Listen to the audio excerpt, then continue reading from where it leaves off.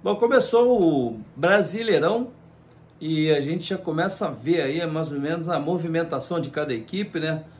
Aqui no Rio de Janeiro, o Botafogo conseguiu fazer um bom resultado. Eu temos assim, não foi um resultado de 3 pontos, mas foi um bom resultado contra o Palmeiras, que acabou de perder uma final para o Corinthians no Campeonato Paulista, e isso está mexendo um pouco com a estrutura do Palmeiras. Mas antes da gente conversar sobre esse assunto, vamos pedir a você para você compartilhar com seus amigos, se inscrever aqui no canal e dar o like, ou eu gosto ou não gosto, dislike ou like, seja lá como for, se é inglês ou português, mas é o dedinho para cima ou o dedinho para baixo, e você opta pelo que você achar melhor. Mas se puder dar um ok, legal, vai me ajudar aqui. Então, fica aí um pouquinho comigo, que eu não vou demorar não, vai ser muito rápido para falar sobre esse assunto. Eu vi um Botafogo realmente muito bem treinado. Eles tiveram tempo, trouxeram o seu treinador que mora aqui no Rio de Janeiro, o português que está lá, mora aqui no Rio de Janeiro. E aí a opção foi ele, enfim. O Botafogo tem uma estrutura hoje que você tem que fazer um esforço muito grande para dar errado. Porém, saíram alguns atletas importantes, ficou todo mundo preocupado, inclusive eu falei, pô, tem que trazer jogador de muita qualidade, e trouxe. E a equipe do Botafogo fez um grande jogo ontem, poderia até ter vencido o Palmeiras. Já do outro lado, o Palmeiras também fez um bom jogo, não vou dizer que foi um jogo ruim do Palmeiras, mas o Palmeiras está sofrendo assim um pouco do psicológico depois da derrota para o Corinthians, né? Houve uma perda do pênalti, o Hugo faz aquela defesa, é engraçado, você vê como é que o jogador de futebol muda, né? O Hugo estava no Flamengo, a galera achou melhor tirar ele dali e tal, não sei o que, agora ele está lá no Corinthians, muito bem, já se tornou ídolo da torcida, e para tirar ele de lá agora vai ser difícil, a não ser que tenha muito dinheiro, né? Mas ele realmente está se transformando num goleiraço. O Hugo morava aqui perto da gente, um rapaz muito alto, calmo, tranquilo, equilibrado, né? Parecia uma pessoa super do bem, e agora consegue esses bons resultados, já um título, né, na sua carreira, como outros que ele já deve ter conquistado, enfim, isso aí é muito bom. Então, voltando lá para o Palmeiras, eu pude observar que o Abel Ferreira estava um tanto quanto nervoso, ele constantemente está muito acelerado, muito agitado, ele parece uma pessoa assim, imperativa, né, e eu vejo assim, muitas vezes ele tem boas ideias, ele é um bom treinador, ele conquistou muita coisa no Brasil, ele é considerado o melhor treinador de todos os tempos no Palmeiras. Eu acho assim que ele é merecedor de todos esses títulos, vamos dizer assim, mas no momento em que o teu emocional te trai, você pode falar coisas que podem criar algumas suscetibilidades para as pessoas que estão ouvindo, vendo ou participando direto ou indiretamente do seu trabalho. Então ele ontem na entrevista ele deu uma reclamada lá.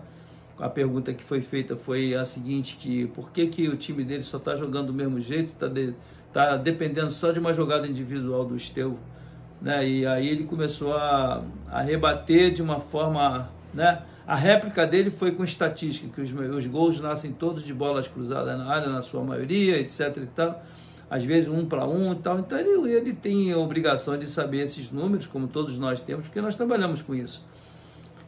Mas a verdade é a seguinte, né? Quando você entra em embate com a imprensa, isso já está acontecendo há muito tempo, desde que ele chegou, né? E aí começa o pessoal a pegar no pé, né? E aí ele fez um comentário também que eu acho que foi um tanto quanto arriscado, quando ele disse que a torcida do oponente, do adversário, no caso a torcida do Botafogo, estava gritando, somos campeões, e a torcida do Palmeiras nunca grita isso. Ou seja, ele colocou assim um molho muito apimentado e muito ácido para que a torcida agora possa começar a pegar no pé dele. E outra coisa, a torcida do Palmeiras tem uma galerinha que fica bem encostada ali atrás, que ela parece não mais derruba. Quantos treinadores passaram ali? Eu me recordo que o Filipão, uma ocasião, estava fazendo um jogo ali, o Filipão com títulos no Palmeiras, Vanderlei a mesma coisa, o pessoal pegando no pé, o Filipão virou para trás, falou com a torcida, mas não vai resolver. Então, quando você não vence, quando você não ganha, e o Abel Ferreira é um tremendo vencedor, e ele é bom treinador, eu digo aqui e repito, porque o trabalho dele tem sido muito consistente. Hoje, de acordo com as informações que nós temos, o elenco que ele tem ainda é melhor do que o do ano passado. Então, eu acho que é muito cedo para perder a paciência, perder a calma, porque eu acho que durante 5 anos, né, que ele está lá, ou 6, está indo para o 6º ano, ele conquistou quase tudo que ele pôde conquistar, ele conquistou. Então, quando tropeça um aqui ou ali, você tem que estar preparado. Vamos pegar o Guardiola como exemplo. O Guardiola está lá no Manchester City e ele está passando um momento dificílimo, coisa rara que aconteceu na carreira dele. Então ele está no Manchester, está no meio da Inglaterra, está num time que é bilionário. um cara que já ganhou tudo. Então, você pode ver que tem um momento que o treinador ele fica muito em baixa, e acontece isso com todos nós dentro da nossa profissão. Então, eu só fico me perguntando o seguinte: imagina quando você começa a perder. É aí que você conhece realmente o perfil dos treinadores, quando ele está perdendo, quais são as respostas, ele se esquiva, ou ele tem que ter sabedoria para falar com a imprensa, tem que ter o perfil baixo quando está ganhando, porque quando você está ganhando, se você botar o nariz para cima, a galera fica esperando você perder, porque uma hora você vai perder. Então é muito importante você sempre passar para as pessoas a imagem do que realmente você é, do seu caráter. Qual é o seu caráter? Eu sou um cara calmo, equilibrado, e preciso que tenha uma resposta, que eu tenha uma resposta objetiva, direta e convincente. Muitas vezes o repórter está programado para te perturbar. Não estou defendendo aqui o treinador, não, mas às vezes o repórter, ele lembra do Muricy, como é que era? Então era sempre uma bronca terrível esse negócio da discussão do repórter com o treinador. Então tem que ter bastante calma, tem que se preparar bem para pós-jogo você estar bem alicerçado para responder bem, está bem documentado com todos os números que aconteceram no jogo, para você poder contestar as perguntas que vão aparecer. Geralmente, muita gente que está perguntando não tem muito conhecimento não, mas ele está ali para perguntar, e aí está ali também para perturbar, e faz parte, né, tudo isso do jornalismo. Você não pode brigar com ninguém, brigar nunca vai levar a lugar nenhum. Então, voltando aqui ao futebol do Rio de Janeiro, o Botafogo foi bem, conseguiu o empate lá, poderia até ter vencido, mas finalizou o nosso papo aqui do Palmeiras e Botafogo. O Fluminense demite o Mano Menezes. Olha, gente, eu não consigo entender isso. Na primeira rodada há uma demissão. De acordo com as informações, houve um desentendimento dele com o Thiago Silva, e isso aqui já é uma coisa assim, que já não é a primeira vez que acontece. Aconteceu com o Marcelo, e o Mano ficou e tal. Dizem que o Marcelo não estava muito certo. Bom, o Thiago Silva é um cara de respeito, uma pessoa, né, e aí séria, um cara super vencedor. Então começa esse tipo de situação aqui. Aí o que o dirigente faz? Independentemente do resultado, ter perdido ou não ter perdido, mas já é um motivo para te tirar, e tira. Na primeira rodada ele sai. Para o futebol brasileiro isso é triste, né? Para a carreira do Mano é horrível. E isso fica uma sensação de falta de controle do treinador sobre todas as ações. Eu queria abrir um parênteses sobre isso. Muitas vezes o treinador acha que ele é o dono do time. Não estou falando do caso do Mano, nem do caso do Abel, nada disso não. Mas quando o exemplo do Palmeiras, né, que o Rafael Veiga perde um pênalti, o Estevão erra em alguma jogada individual e começa a dar errado, eu não posso, como treinador, chegar aqui, mas nós perdemos o jogo porque o Rafael não bateu o pênalti de forma correta. Mas quantos pênaltis ele já bateu? Bateu 50? Errou 3, 4? Dá uma olhada nisso. E o Estevão? Quantas bolas o Estevão resolve para o Palmeiras? Aí ele, num dia que ele não está bem, eu vou e falo, não, mas o Estevão não esteve bem. Então eu acho que, sabe, esse desvio de responsabilidade, o treinador tem que entender o seguinte: ele não é o dono do time, ele tem as ideias dele, coloca em prática. Se os jogadores gostarem e aceitarem, eles vão comprar a ideia.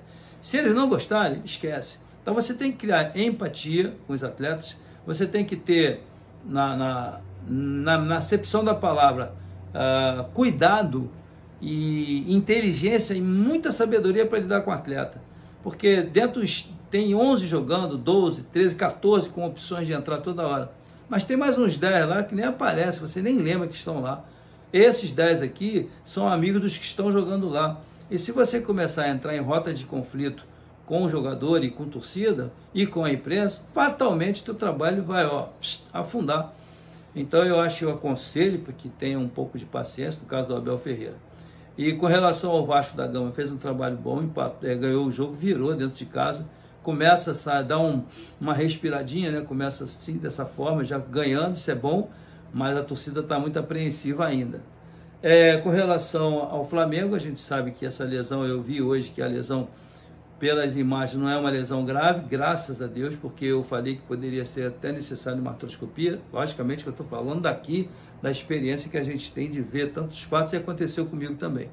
Mas parece que não é uma lesão séria, mas ali dói muito, é muito sensível.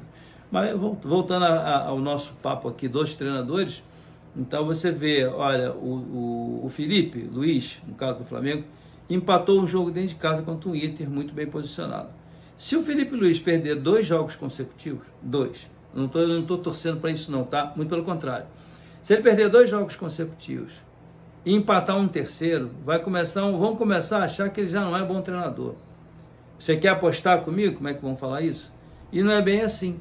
Ele está num time que tem atletas de seleção brasileira, de seleção uruguaia, argentina, tem de tudo ali.